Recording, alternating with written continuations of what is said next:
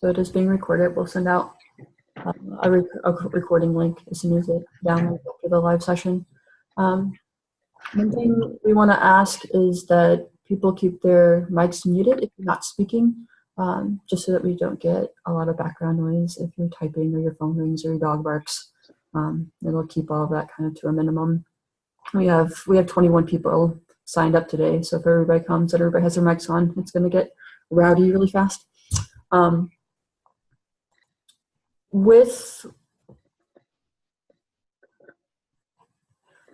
no problem, Carrie. As you're using this, I'm going to stop sharing my screen. There won't be a screen sharing really going on during this meeting. So this is a lot different than a webinar. This is called a table talk. And so one of the things that you might want to do is at the top of your screen, there's a speaker view and a gallery view. If you click on gallery view, it'll allow you to see everybody who has their video turned on, okay, which is one of the things that we want to do. And so we have a handful of PD coaches in the room today, not just the original panelists that we had planned to have here, but a couple others as well. So guys, if you're here, feel free to chime in if you have input too. But the idea is we ideally want everybody to talk. So as opposed to a webinar where you sit and listen to me teach, we want to hear from you guys too. So we want to hear your ideas, your answers to questions. If you have questions, bring them up. We have a list of questions that we can start with to get a conversation going, but by no means are we held to the questions that we have. So anything that you're thinking about, bring it up. If you have an idea that somebody hasn't brought up, go ahead and do that too. We ask that you be respectful and not interrupt each other.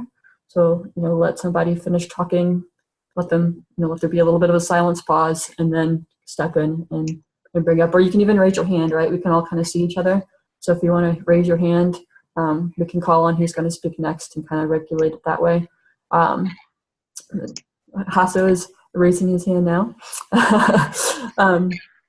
So as we're going along, just let us know how you want to do that, and we'll figure it out. All right. So we're going to get started. This is a newer thing, so we're still figuring out what it looks like to do this in the best way. So if you have feedback, feel free to share that as well. We're going to go ahead and get started. I'm Jen Woodrum. I'm one of the PD coaches. I'm based here in Dallas.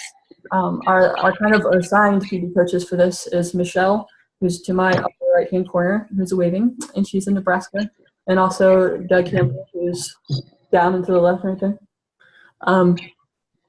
Doug, I always forget your state for some reason. It doesn't stick in my brain. But we do have a couple other PD coaches. There's one right below me, and Carrie, and then also Pete Cluck is one of our coaches.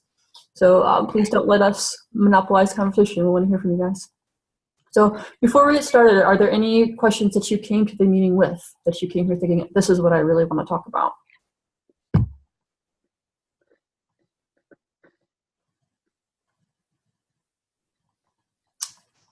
Right. I just wanted to wish everybody a happy March. When you talk, can you also please say your name? We have a lot of people and you have to scan to find who's talking. Oh, yeah, I'm not Ray Stegeman. I'm Dee Stegeman, Ray's wife. Yeah, and wanted to wish everybody a happy March 1st. Happy March. Like a lamb here in Colorado. So. Great, thank you. All right, well, I'm going to go ahead and start us off with the question because nobody's jumping right in. So we're talking about partnership communication. And so let's just start talking about how often do you guys communicate? What have you found that's helpful? Do you communicate once a year, several times a year, once a month? What's typical for you?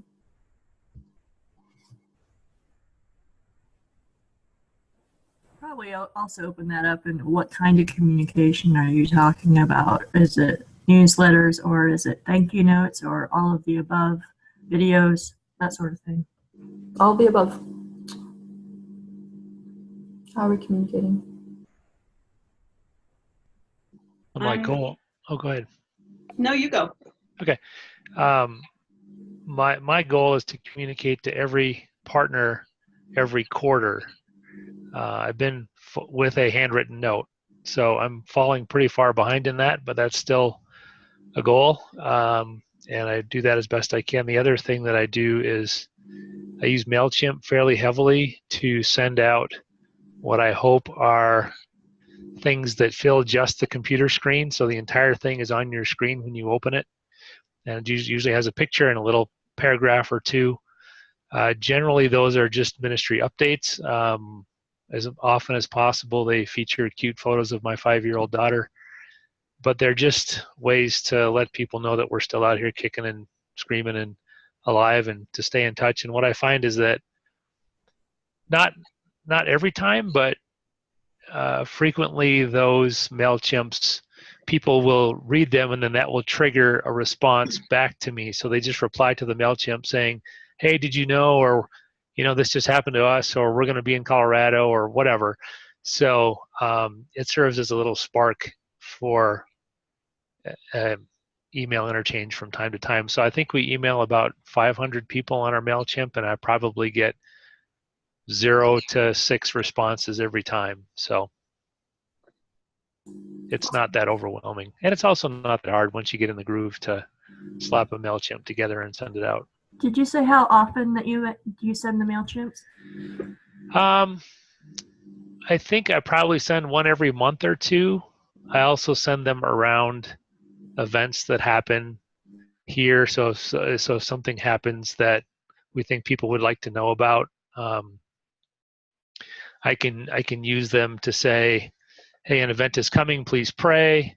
Here's what happened at the event. Here's what happened after the event. So there may be 3 MailChimps within a pattern of a couple weeks. I know when I went to Lynchburg, I probably sent out maybe 3 or 4 MailChimps around that, and those all came within 6 weeks. So that I think it can help bring people right into the front lines in a sense, give them a sense of, here's a quick update from what's actually just happening today or happened yesterday. So that's helpful. Mike, this is Pete. I think you're setting a great baseline there with that volume of communication with your partners. I congratulate you for it. Yeah, thanks. Even once a month is good, and 4 times a year handwritten notes. That's a good baseline to work from. Excellent. Yeah, TNT is busy telling me that I now have people who haven't been thanked for 14 or 15 months. So I'm obviously not keeping up with that goal, but it's still in there.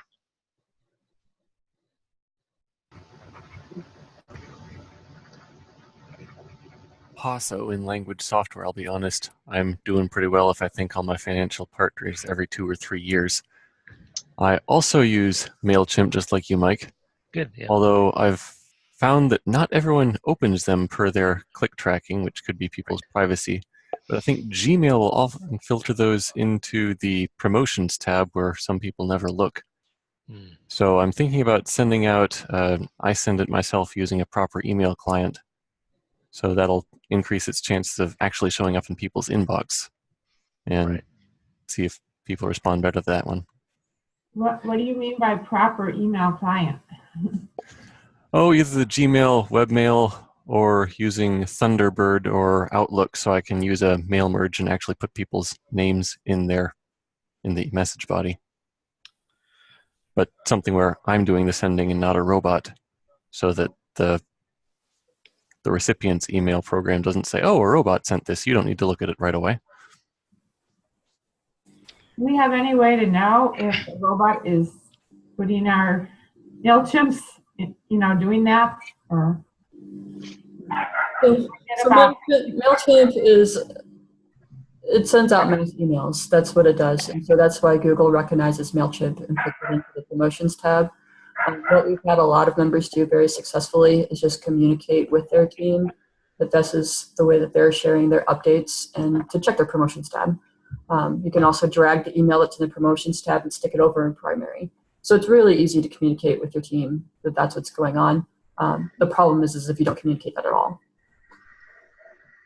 Yeah, I have a friend that after he sends out the MailChimp, he'll send it out to an email out, just a short little email saying, I sent you a thing via MailChimp, so that it takes care of the both of them at the same time. It's a good idea. Thanks, Andrew. I'd personally be annoyed to receive 2 emails saying the same thing. Well, no, it's not saying the same thing. The one is the full newsletter. The other one just says, hey, we sent this to you, check for it, either in promotions or whatever. So something that I do when I'm writing my handwritten notes, because I presume those get read, when I'm writing my handwritten notes to my financial partners, I have a task for every financial partner saying, go check to see if they're opening your MailChimps. And so I can pop over into MailChimp and look up their email address and say, hey, this person's open 100% or this person's open none. And sort of depending on where that falls in my handwritten communication, I can say, obviously, if they've opened none, hey, we're sending you, MailChimps and maybe they're going somewhere, or, contact me if you want to get them, or I can, so I can shade that communication to them about MailChimp based on what I'm seeing in the MailChimp dashboard. If you're not a financial partner, I'm not checking to see if you're opening my MailChimps. I don't have time for that.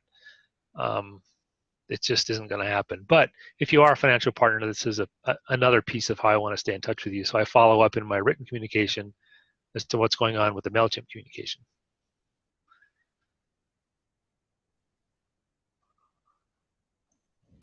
Matt, go ahead. I'm just curious if others check the percent opens in MailChimp regularly and kind of what you get, and if maybe other ideas like Mike's of how you respond to people that you see aren't ever opening your emails. I've gotten about the last few weeks, and I'm just pretty still early in the stages of developing. Hi, Matt, I don't want to interrupt you, but you're really, really quiet. Oh, okay, sorry. No. I've been getting about 50% open rate pretty much every month consistently. So I don't know if that's typical or what other people see. Yeah, that's what I get. And regarding your comments about, telling them it might go in promotions, what I was really getting at was if you have indication that 50% are opening it, is that a good indication that it's not going into promotions, or does it depend on everybody's situation? It's all different. Depends on the individual recipients. Okay, thank you. Well, if somebody's using Gmail, you can pretty much guarantee that it's going into promotions, because that's just how MailChimp functions with Gmail. So if they have a Gmail account and they have a promotions tab, it's a pretty good indication that it's going in there. I'm getting a 52% open rate. So originally, I want to re-say Matt's question a little bit, because he really was very, very quiet at the beginning. So for those you didn't hear, he was asking, when you see those open rates, and correct me if I'm wrong, Matt, but how do you interact with that? Do you receive that as a good thing? When people aren't opening, how do you, Mike talked a little bit about his strategy. What are some other strategies that you might use? Well, I would be interested to know from Mike, so how do you separate, or how do you quickly look at just your supporters as opposed to everybody else? Do you have a separate category or in MailChimp or what? No, if you were one of my supporters and the thing in TNT came up and said, write Kathy a thank you note, right underneath that would be a task that I've preloaded in there that says, check to see if Kathy's opening MailChimps. So I go look up your interaction with my MailChimps, not my overall financial partners list of interactions. So I can tell your interaction with MailChimp, I can tell individual interactions, and I can tell the total list percentage of opens. I don't try to get anywhere in the middle. Judith, go ahead. If I recall, I'm just starting on the MailChimp and taking the webinars with Jen, but I seem to recall, Jen, you saying that if a person didn't open the pictures, it wouldn't register as a click. So they may actually be opening and we don't know it. Is that correct? Yes, that's correct. I've had a couple of people who have been very faithful partners, and I brought it up in a conversation that sounded like, I started sending out my newsletters in a different way. I just want to make sure that you're getting them. And they've come back and said, oh yeah, we read everyone that comes in, and we're so thankful that you do that. And so you don't necessarily, and I kind of say this in the webinars, You don't necessarily want to think an unopen means that they're not reading them. Okay. But maybe it's just alerting you to start a conversation and see if they're not opening them. Kind of like what Mike was talking about. So Jen, is it fair to say that just because someone comes up as unopened doesn't mean they didn't read it, and of course, just because they opened it doesn't mean they actually read it? Yes, that's also fair. You'll see some people suddenly have 17 opens of your MailChimp newsletter, and it's probably naive to think that somebody read that 17 times, right? And so, again, it's counting picture opens. So however the email client is opening pictures, that's going to determine whether or not the counted is open. What do you mean by opening pictures? I have pictures embedded. What do you mean by opening pictures? So the way that MailChimp counts an open is it embeds a 1 pixel image, which means you can't see it. So it's so tiny that your partners can't see it when they're reading your communication. But for example, I use Outlook. Outlook does not automatically download images when I open an email. And so if I read a MailChimp newsletter, but I don't manually tell it, you can download those images, it won't show as an open to that person, even though I have read it. On the other hand, somebody might just scroll down and their email client automatically downloads pictures. Well, they've just scanned over it and not read it, but it's still counted as an open. So kind of what we want you to hear is that percentage isn't necessarily what we want you to 100% say, this is how I know people are engaging with what I send them. It's following up with the handwritten letters. It's making phone calls. It's that personal relationship. It's talking with your partners and making sure they are getting it in the way they want it best. Andrew? Does anybody know whether if someone reads it in the reading pane in Outlook, whether that opens it, counts it as an opener or not? I'm guessing here, but I'm gonna say depending on the client, not always, because I've had my mom read mine like 5 times and it never showed as an open. And yet she was conversing with me about everything on it. So I know she saw it and she saw the pictures, but it didn't register as an open.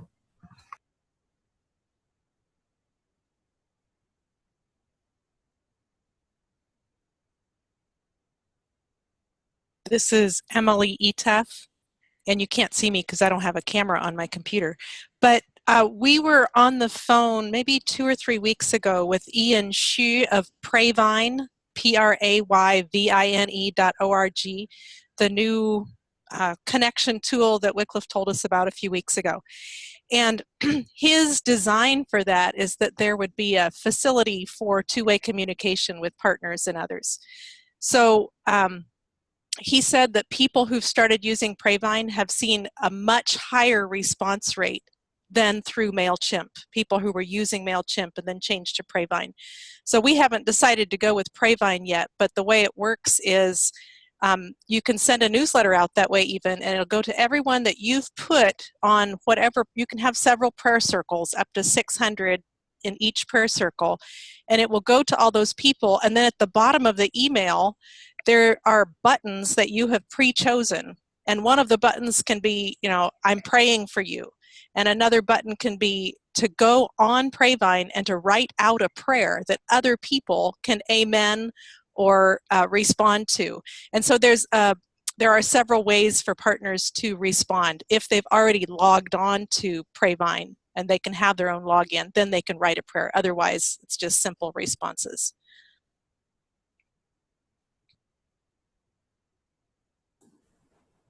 Has anyone been using that yet or had a lot of experience with it? Prayvine, I think, is about 4 years old. And so on their website, PRAYVINE.org,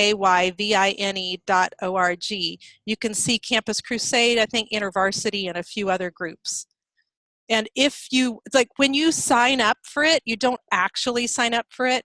What you do is you sign up for him to send you an email setting up a 20-minute phone appointment with him, where he can hear about your ministry and he can tell you about Prayvine and see if it's fitting.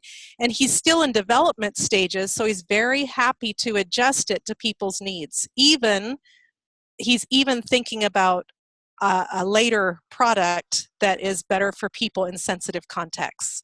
So he's very open to suggestions for how to design it and change it. And, you know, if there are limitations that it currently has, he's happy to develop it. He's raising his own support for his family so that he can do this as a ministry free to missionaries. Oh, sorry. So I forgot to mention, he will be happy if you want to sign you up for his Prayvine prayer circle. So then you can see how it works as a user.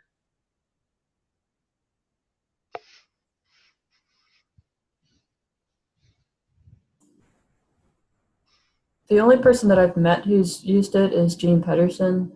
She's one of our PD coaches. If you want to reach out to her, she might have some answers. I've reached out to them to set up an account, but I haven't heard back from him yet.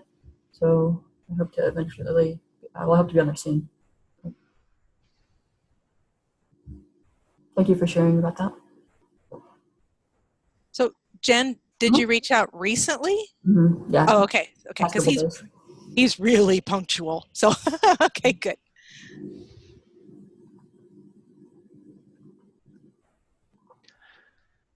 Mike? Does anybody have any experience using MailChimp to post to their Facebook feed? Matt? Yeah, I've been doing that, and actually last week Jen helped me out. I was having an issue with the graphic that would automatically appear wasn't what I wanted it to be. So there is, like, I had just been checking the box and it would post on Facebook, but there's another thing you have to do to like kind of set it up to look the way you want. Custom social cards. Okay. So can I decide from MailChimp to MailChimp whether or not I want this one to post or that one not to post? Okay, and maybe I should connect with Jen about that, because, you know, I don't want pictures of my cute 5-year-old daughter popping up in my Facebook feed for the entire world to consume. So, you know, if I want to announce Wycliffe's upcoming Bible dedication, that's great. The whole world can see that, but so I kind of want to control for her sake what goes there. So maybe I'll connect with Jen here. Yeah, you can choose which newsletter, you can choose what picture. Okay. Yeah, you can even choose before or after or when you send it or after you send it. Like if you sent one like 6 months ago and you wanted to post it, you could still do it. Oh, okay. Without resending the letter as well. There's a lot of options. Okay. The other consideration with that is if you post one of your MailChimp newsletters on social media, anyone with the link to that can look at your archives and see your last 20, no matter who is on the list. Okay. Jen, do you want to address that or not? We can teach you to remove the archive. So if you don't want there to be an archive like that for people to access, there's a way to remove it.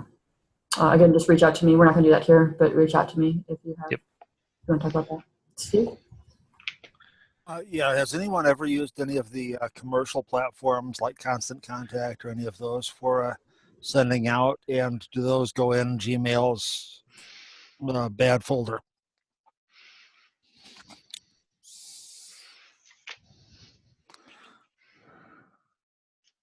Well, I've received things from Constant Contact, and I believe they go into the promotions folder. That's my memory. I could double check. I'll just get on and check. I'll let you know in a bit. All right, thank you. Emily, if you don't mind, if you could just say your name when you come on, since you're disembodied, just so we know, so people aren't scanning for who you are. Okay, this is Emily. I'll be back. I'm also disembodied. I have a comment to make. Sure. I receive MailChimp emails and constant contact from other ministries and friends, and it does not go into my promotions folder. I have a Gmail, well, my SIL account, but I also have another email with Gmail, and those things also come through not in promotion. So it must be like you all have commented, it has to do with the settings. Is that right? Yeah, my understanding is that Constant Contact and the others are handled the same way as MailChimp. It's just they are paid services, whereas MailChimp has a free option. This is Emily, and I just found Constant Contact in my promotions folder. Okay, thank you so much. Appreciate it.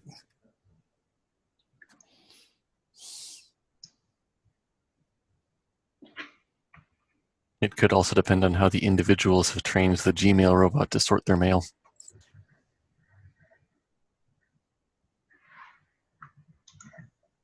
Kathy? Yeah, this is on another subject, so I don't want to switch it if anybody else still wants to talk on MailChimp. Go ahead.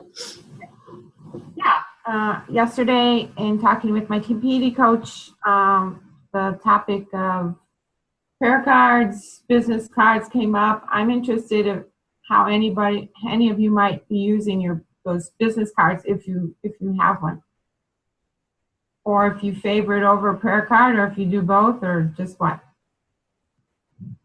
Can I ask for clarification? Are you referring to like a standard Wycliffe business card or one with a photo and content on it, like a small photo card? Like, yeah, the second, A, B, with a photo or just something, I don't know, something smaller than a prayer card, what we know as prayer cards. How so? That's actually really difficult to see. Could you verbally talk about it a little bit? Sorry, I have a small business card with a screenshot of the software I'm developing on the back. That'll come into focus momentarily.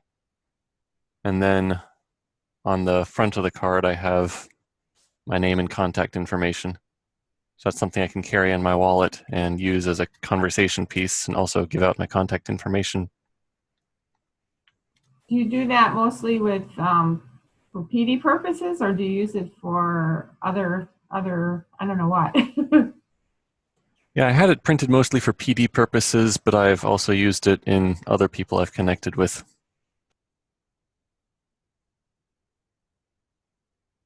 Doug, why don't you go ahead and share what you were showing? Yeah, this is one of the ones that we made up for. It's not a prayer card size. I should have measured it. I think it's like 2 by 4, 3.5 maybe. I don't know. It's larger than a business card. And then on the back, we just put the thank you for prayers and support. If you can see what else is there, but what's there is the address for people to mail in any contributions, as well as the link to our PMP page, and then email and phone number. Because on the front, we just have our picture with our names and the scripture verse at the bottom. So they could use it as a prayer card on a fridge or whatever too. That's really nice. Did you, because it's not a business card size, how did you go about making that? Well, that one I took to a Christian friend who has a printing company, and he printed those. And I did have to pay for them, but it was, yeah, he does a good job. Matt, go ahead. Does the SALT 1-to-1 in Orlando have something similarly formatted to that is available? Does anyone know? They do bookmarks as well as business card sized, and I think they could also do custom sizes as well.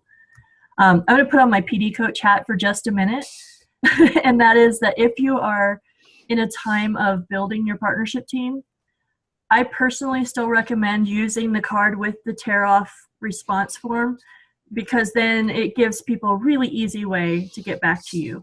Whereas if you have a separate card, or you're asking them to let you know, it's less likely to happen. That being said, if you have old cards that have the tear-off and the tear-off portion is still accurate, you can do a more updated card and tear off that bit and use those. So you don't have to reinvent the wheel if you have those supplies.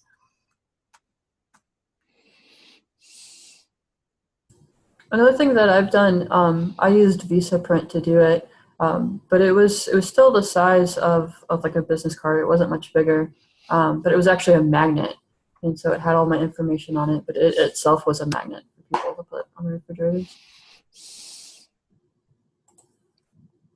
I will note that this particular one is not current branding. It's probably 3-4 years old, maybe more, I'm not sure. But The new branding is all available on the PD Resources homepage and makes it really easy to make it look and fit the new branding. Mike? Yeah, I was just gonna say this one is the new branding. Don Canonge will do your design for you, and Salt will print it. So, also on the back, I put the postcard sort of thingy, like your stamp goes here and the dividing line in the middle, and don't write. So I can use it as a postcard, just as is, or I can put it in 8.5, or I can put it in a business envelope. So I think I do this more because I think people expect them. I don't know how useful they actually are, but people just expect if you're a missionary, you got a prayer card. So here's my prayer card. I also have a lot of clients that do bookmarks with their photo and then their contact information below. And those have been pretty popular as well. And they just take one of those header strips and just put it down and then put their photo on top, and it's pretty easy. This is Emily again. And because we don't want our friends and all to have all of our personal contact information showing to the world on their fridge, we just usually do a photo, and we might have our first names on there, but we often don't put much more information than that. And we just develop it for 9 cents per copy of 4x6 through Walmart. We do that online. But then we have the SALT 1-to-1 plain business card, and we have the brochure, the ITP brochure. So because the ITP brochure doesn't have our contact information on it, I tape one of the SALT 1-to-1 business cards on that front panel at the bottom, just one little piece of Scotch tape. So there's our contact information in case they need it. And our business card, when you check on SALT 1-to-1 and you sign up for it, they don't have a place for your online giving link, but we asked them to put it in this time because that's one more piece that's not missing anymore. So when we handwrite letters, because it takes a lot of time to write a return address on the paper itself or to write the phone number and all, I just tape one of our business cards on there, and then they can take it off and use it if they want to, and they don't have to be wondering again how to contact us.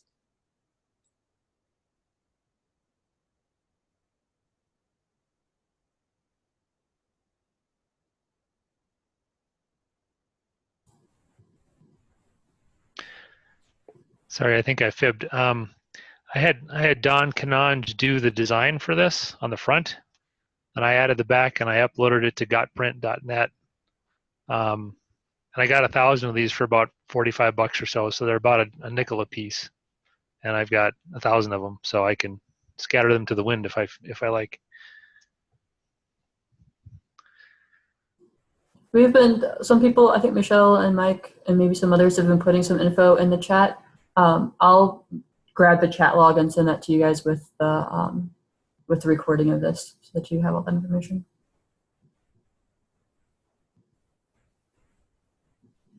Are there any other topics that people had in mind before?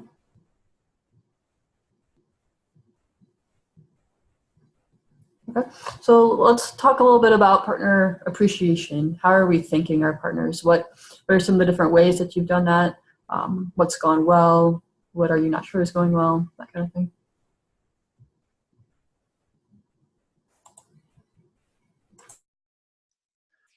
Well, I will say that I've spent a week in some level of angst because I have a financial partner who supports us to the tune of $450 a month. I wrote him a thank you note, and I got his name wrong. Oh no. So far, I have not heard back from Slack, email, or text as to whether or not he got my apology email. So, yeah. Sorry about that. This is Emily, and when we lived in Thailand, they have, huge leaves, and so I did a crayon rubbing on a huge piece of paper, and then wrote on the other side a thank you, and put that in the mail. And I just think that speaks volumes when you've got this you're not quite taking them there or sending them the leaf, but they're getting the rubbing of the leaf.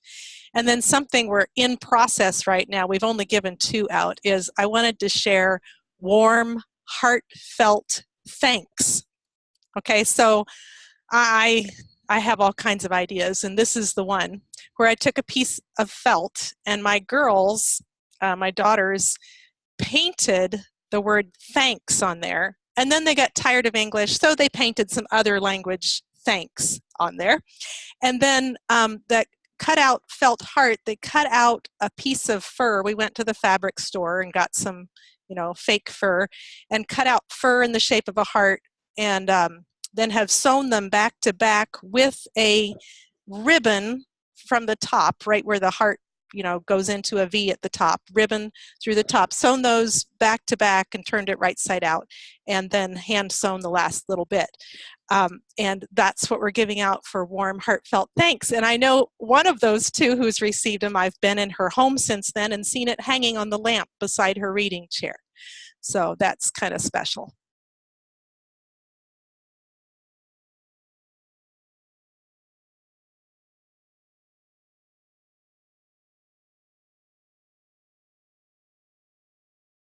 I get to travel some in my work overseas, and for many years I've tried to pick up some kind of memento for my travels. Oftentimes it's coffee or tea. It could be little trinkets, something that just kids like. Doesn't have to necessarily cost a lot of money, but just some little doodad that I can send on to partners, just to say, hey, thanks, I was thinking of you. And then when I get back a response from somebody who says, oh, I just love coffee, well, I make a note of that, and I make sure anytime I can grab them coffee from, whether it's the Philippines or from Nepal or wherever I happen to be going, Cameroon, I try and grab something for those folks.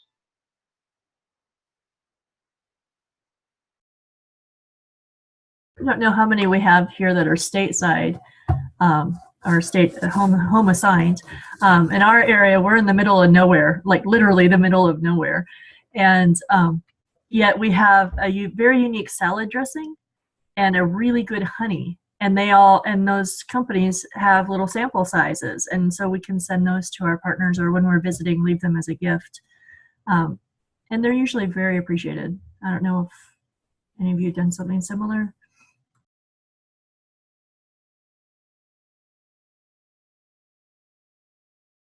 Yeah, well, I don't have to do this on. We live in a part of the country that has maple syrup, but it's Ohio, and people don't think of Ohio as being a maple syrup producer. So that's a unique way to kind of take that as a thank you gift for people. We worked in Kenya, and we had little, they were carved ornaments that were flat and they were wood, but it was a nativity set with a map of Africa, and the nativity sets down inside of the map of Africa. And I have seen those in so many of our partners' homes all year round. And it's just fun to see that and have them remembering where it came from. Yeah, that's what we did.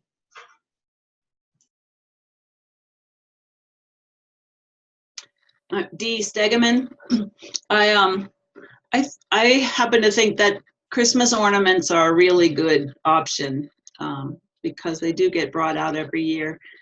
If people are, or edibles, if people are, have too many things to sit around or dust or whatever, they a Christmas ornament works well, handmade or not, and edibles are a really good thing. I think giving gifts is a really good investment. It's a really good idea. It packs a mean punch.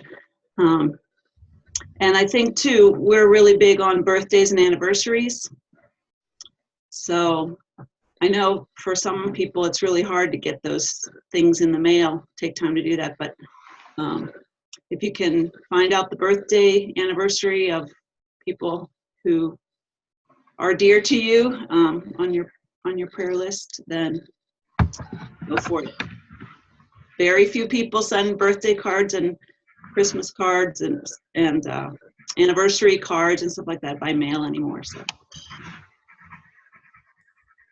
This is Emily again, and I just want to say even a text on a birthday or an email on a birthday is not bad or worse than sending a paper card. Any acknowledgement is really appreciated. This is Dee again. Yeah, I agree with that, except that the whole Facebook thing about today's your birthday and then click happy birthday, happy birthday, happy birthday. It's nice to know that you've anticipated their birthday as opposed to responded to something you saw on Facebook and then sent something. But you're right, better than nothing. The thank you note that I got the most response from any of my thank you notes was when I bought some, it was when I was in Africa and I bought dung paper made from animal dung and put a little thank you note and pasted it on. And I got so many responses, never like anything else. So. Did it have a aroma to the paper? Not bad, not bad at all. Oh, it had some. I love it. Dung paper. That's a new one on me.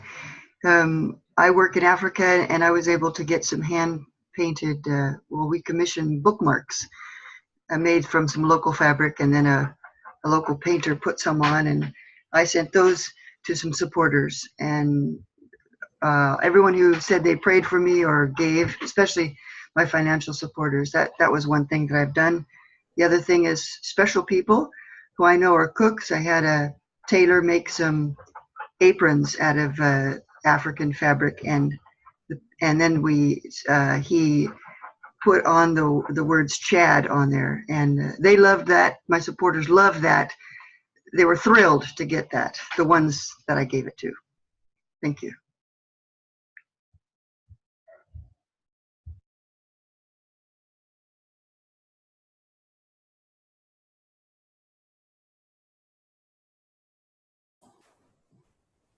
Are there any other topics that people have in mind? Mike? I just had half a thought. Whoever would like to can send me can just email me, and I will put you on my MailChimp mailing list, and that way you can see what I'm talking about. And we could all subscribe to each other's MailChimps and just, see what we're all up to. So, and anytime you want to unsubscribe, that's fine too. I won't hate you. So. Mike, if you want to put your email address into the chat, so if people want to reach out to you. What we have typically done for thank yous to our financial partners is every other month we would handwrite a personal thank you to each one, and we bought a bunch of the Wycliffe thank you cards. So 1 month everybody gets one style of card. A couple months, 2 months later they get the other style. Excuse me. The last time that we went to do thank yous, my wife does most of those, so she's a big help to me there. But this last time she opted to do it as an email, personal email to each person. And when you handwrite, you don't usually get somebody handwriting back saying, "Oh, hey, that was a nice card," But this was we had like a dozen responses, so we have about 80 financial partners. We had a dozen or so responses back, just saying praying for you or whatever. But we just thought it was interesting that suddenly we got this response back that we hadn't been seeing, kind of like I think it was Mike talking about MailChimp, that people will just reply back right away. So that's just something I wanted to note, that sometimes changing it up a bit, you might get some response, and then that people are seeing it, responding or whatever. That's true too. In sending e-cards, you can send an e-card and then they can just pop a thank you back, and those work nicely too, occasionally. This is Emily again, and I've had people who say, I never open e-cards because they're all concerned, just like opening attachments, or they're concerned about the security. So I decided that I'm not going to go that way, even though we receive them from time to time, but there's too many people that are concerned about keeping their computer clean. Yeah. Emily also just let me know that she emailed me a picture of the heartfelt thanks, the warm heartfelt thanks. So I'll attach that to the recording link that we send out with the chat and all that. Dee Stegeman again. This is many years back, but when we were doing our original PD, this wasn't our idea, it was given to us. We did a thing that was kind of like, let's have a cup of tea together. And we sent out a little card, and we taped or glued a tea bag in there. And we put a picture of ourselves at a table with a mug of tea. And we presented the letter as if we were going to sit down and have a chat, have a chat and a cup of tea. And so we said, why don't you, boil some water and get your tea going, and we'll have a little time together. And then we, it was a gimmick, but it worked really well. It was a really neat idea from a lot of people.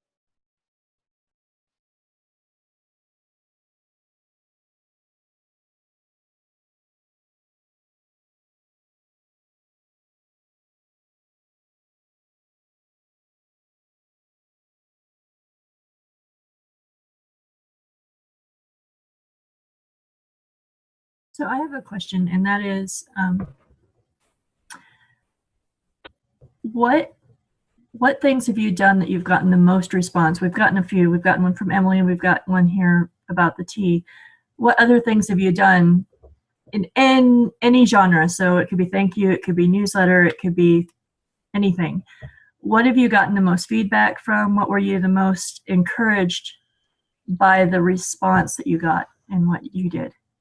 This is Emily again, and it wasn't anything we did, but when my husband got cancer, we got all kinds of response.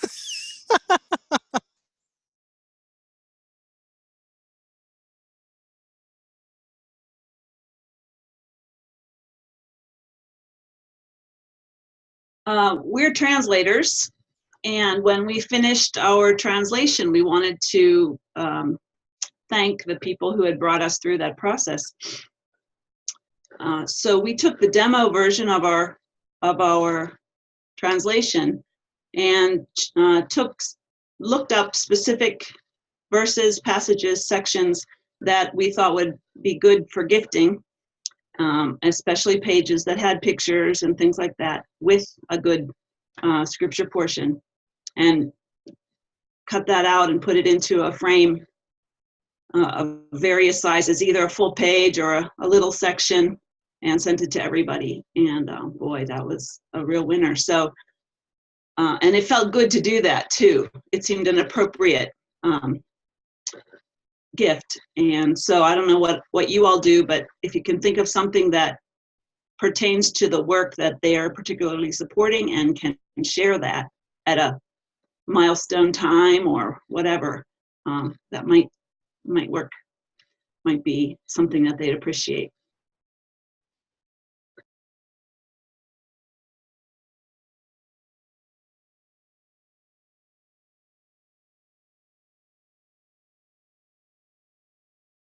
Hello, everyone. This is Mark Paulhamus. Nice to join you today. I'm becoming in on the side of the support side for IT projects and connections in Africa. So mine's one step back from the more tangible connection, like your great idea about sending out the scripture. Thoughts about making, so I'm really more on the support side, very much behind the scenes. I've been unsure on what to really gift my partners with, because I'm working with technology, projects, people, communications. So any thoughts about that? I'm one step back from the more tangible hands-on translation process. This is Marianne. I'm a translator, and this might be helpful. It's related to the question before this. What people seem to appreciate the most was when I give examples of problems that I come up with in translation, how we would decide to render something, giving them an English back translation. You could ask translators to send you their newsletters. If they do that, and then it seems like you could borrow those and stick those into your letters, maybe that would help. Sure. So creating that connection. Okay. Thank you. This is Emily, and we used to be assigned to a certain language project and haven't been for more than 10 years, but our colleagues who continued in it gave us the phone app that has a piece of the Old Testament on it, and it's a different script. And it's really cool to pull that out when we're with partners and say, look, this is what it is. Yeah. It's just really cool. But if you have links or the names of some of the apps that you've worked with, whether they're phone apps or what, if people want to taste what you've done, that would be really cool, if you ask me. Yeah. Mark, are you stateside or are you're stateside, I assume? Right. So Right. I'll be working with Bill Mays out of the North Carolina office, but I actually live in Chicago. Yeah. Because the reason I ask is at the Orlando gift shop, they had some jewelry that was made out of telephone wires. You know, the Africans, they will take any bit of scrap and make it into something beautiful. They even had bowls that were crafted out of unused, you know, colorful telephone wires. So if you don't know somebody in Africa that you could send your junk technology supplies to those Africans, they could whip it into who knows what. You know, they make. I think we all have seen toys that the children make out of discarded pop cans, and so if you have a connection that way, I don't know. Good idea. No, thank you. That's very helpful. Yeah. D. Stegeman. I think it's a really good idea to use people whom you're helping, and feel free to ask them to write something up for your newsletter. We do that a lot because it's so obviously so clear that we're not doing things alone, and so yeah, you've helped somebody, and you can say, would you mind writing a little endorsement for me for my newsletter? Or ask them to perhaps send you some gifts from their country, or Right. It's a good idea. Don't feel like you can't, that you're too far removed. You are physically, but boy, we are all interdependent that way. We are. So you're really right. The whole chain of translation, any given link's essential. And we realize as an internal team, my challenge is to communicate that externally. Right. Yeah.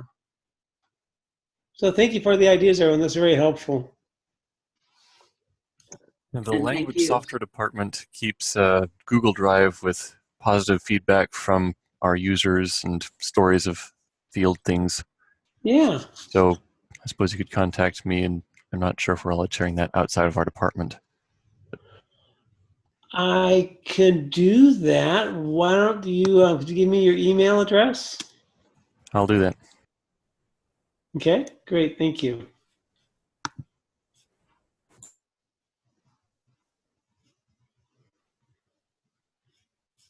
When you're in an actual church setting, going to speak at a church, if you can get with Sunday school kids, something that I've done in the past when we were still using two-way radio communication is I would have the kids pretend I had a radio toy or made out of a shoebox or something and something for the mic, and the kids had a blast pretending that they were talking over the radio with me, even though I was in the same room with them, make up conversations.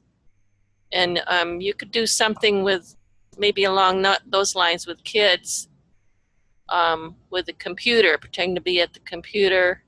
Oh, yeah. Good idea. I haven't done that yet, but do have a number of speaking engagements coming up. Okay, sure.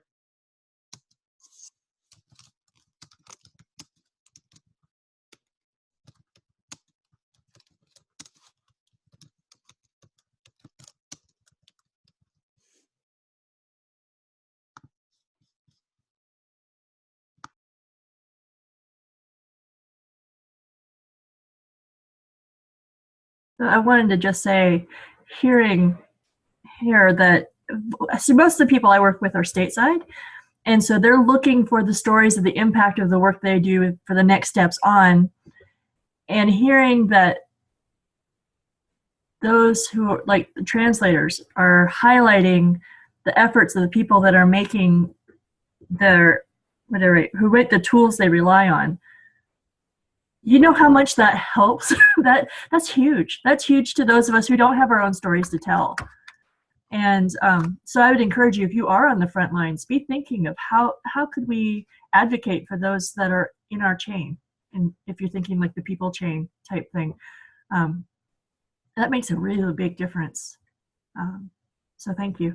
I did want to also ask how many of you had questions on resources that you either are having a hard time finding or haven't found anything for. That could include webinars, that could include table talks like these. We're constantly trying to get our resources to match the needs of you. And so let's just take a minute. What kind of things are you looking for? What kind of things are you not finding? Maybe we can point you in the right direction or add it to the list of things to do.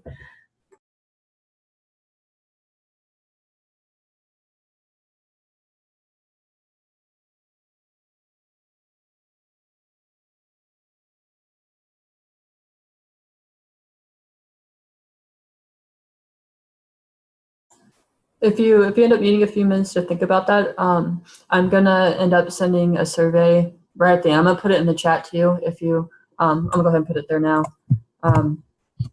If you'll take just a couple minutes, again, especially these table talks are a brand new idea. We're just kind of getting them off the ground, and we'd love to have your feedback if you wish you would have covered something different, or other ideas for table talks, or hey, what if you had tried this? And then also what went well. What was helpful about talking about partner communication in this way? What can we keep doing that will be helpful for you guys as we continue to do these on new topics? We are at the end of our time. I wanted to say a huge thank you to all of you. This went better than I could have ever hoped. I was excited about the interaction that everybody gave, that everybody shared their ideas and talked about what's working, what's not working, and asked questions. That was fantastic. So thank you to everybody who participated today. We are going to have another one of these in 2 weeks. So if you, Kathy just asked if you need to copy that link. You can, and you can fill out the survey right now. We'll also include the survey in the email we send you guys out later. That has like the chat dialogue and the recording of everything today. We'll put all that together for you. We have another table talk coming up in 2 weeks. I think it's on a Wednesday though. Doug, I don't know if you've got the date on hand. Michelle, you're muted, Doug. It's the 28th. Okay, so we'll have another table talk on the 28th. That one will be about expanding your network. We also have one the 27th on PMPs, I believe. That's true. The one on the 27th will be a little bit different than the way we did it today. We're inviting 2 coaches who are sort of our experts on the personal missionary page. Again, you'll be invited to ask any questions that you have, but there's a couple of questions that they've been getting that they want to answer for people to make sure that everybody knows how to do that well. Yeah. Dee? What are PNPs? It's personal missionary page. That's how people are partnering with you online. When you go to wycliffe.org and set up your profile. Professional missionary page. Personal. Personal. Okay. Thank you. Yep. Okay.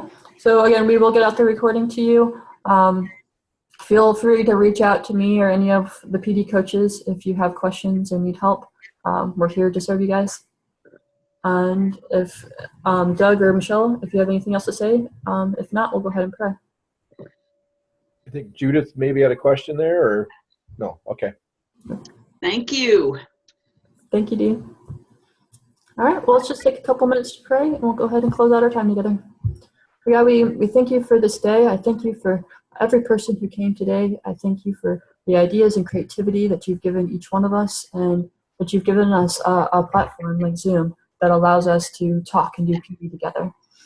God, I pray that you'll go forward with each of these, that you will give people ideas on how to thank their partners and how to communicate well, that those who are partnering with us will really have that heart and burden for Bible translation and be excited about their role in the ministries that you've called them to be a part of.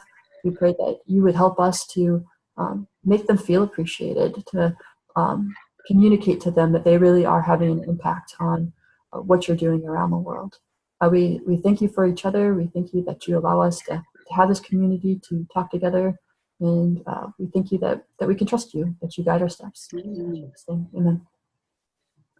All right. Well, thank you, everybody, and hope to see you in a couple weeks. Thanks.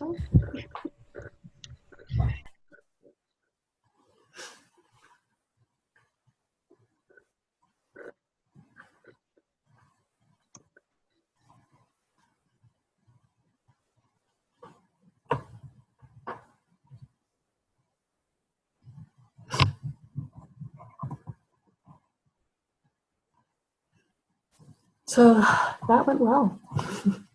Yeah. Wait, hold on. We have a couple of people still with us. Yeah, I thought it went good. So you have to process the video yet then before? Oh, wait, hold on. Let me stop the recording.